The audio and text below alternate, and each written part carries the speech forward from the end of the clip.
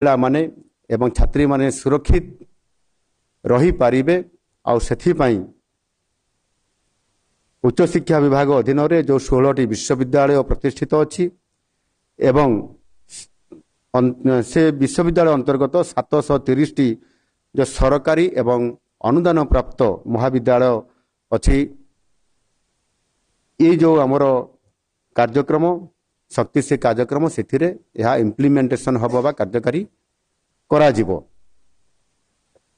ଏବଂ ସେଥିପାଇଁ ବିଶେଷ କରିକି ମହାବିଦ୍ୟାଳୟ ଏବଂ ବିଶ୍ୱବିଦ୍ୟାଳୟମାନଙ୍କରେ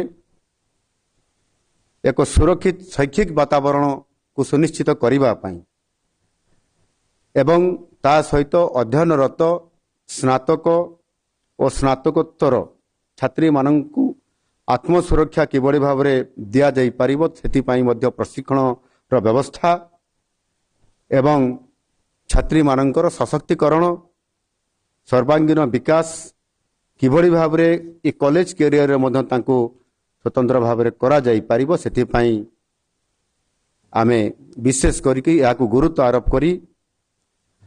8ଟି ପ୍ରମୁଖ ଦିଗ ଉପରେ ଆମେ ଗୁରୁତ୍ୱ ଆରୋପ କରିଛୁ। ଏ 8ଟି ଯେଉଁ ଦିଗ ଅଛି ସେଥିରେ ନିଶ୍ଚିତ ଭାବରେ ତାକୁ 100% କିଭଳି ଭାବରେ କାର୍ଯ୍ୟକାରୀ କରାଯାଇପାରିବ ତାର ଏକ ଶୈକ୍ଷିକ ବାତାବରଣ ପରିସ୍ଥିତି ସକାରାତ୍ମକ ଭାବରେ ଆଣିବା ପାଇଁ ସେଥିପାଇଁ ଆମେ ସରକାରଙ୍କ ତରଫରୁ ଉଚ୍ଚଶିକ୍ଷା ବିଭାଗ ତରଫରୁ ସେଥିପାଇଁ ସ୍ୱତନ୍ତ୍ର ଭାବରେ ଫୋକସ୍ କରିକି ଏଥିରେ ଯେଉଁମାନେ ଏ କାର୍ଯ୍ୟକ୍ରମରେ ସମ୍ପୃକ୍ତ ରହିବେ ସେମାନଙ୍କୁ ସ୍ୱତନ୍ତ୍ର ଭାବରେ ସଚେତନ କରାଇ ପ୍ରଶିକ୍ଷଣ କରାଇ ଆମେ ସେମାନଙ୍କୁ କାର୍ଯ୍ୟରେ ନିଶ୍ଚିତ ଭାବରେ ଲଗାଇବା ପାଇଁ ଆମେ ସେମାନଙ୍କୁ ଦାୟିତ୍ୱ ପ୍ରଦାନ କରିବୁ। ପ୍ରତ୍ୟେକ ଏଥିରେ ଯେଉଁ 8ଟି ଯେଉଁ ପ୍ରମୁଖ ଦିଗ ମୁଁ କହିଲି ସେଥିରେ ବିଶେଷ କରିକି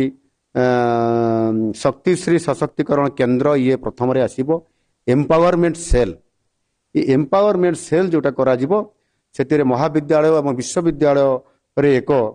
ସ୍ଥାୟୀ ଭାବରେ ଶକ୍ତିଶ୍ରୀ ସଶକ୍ତିକରଣ କେନ୍ଦ୍ର ଇଏ ପ୍ରତିଷ୍ଠା କରାଯିବ ସ୍ଥାପନ କରାଯିବ ଏବଂ ଏହାକୁ ମଧ୍ୟ ଛାତ୍ରୀମାନେ ହିଁ ନିୟନ୍ତ୍ରଣ କରିବେ ଏବଂ ପରିଚାଳନା ମଧ୍ୟ କରିବେ ଯେଉଁଥିରେ କି ଯଦି କୌଣସି ପ୍ରକାରର କୌଣସି ମହିଳାଙ୍କୁ କୌଣସି ଛାତ୍ରୀଙ୍କୁ ଯଦି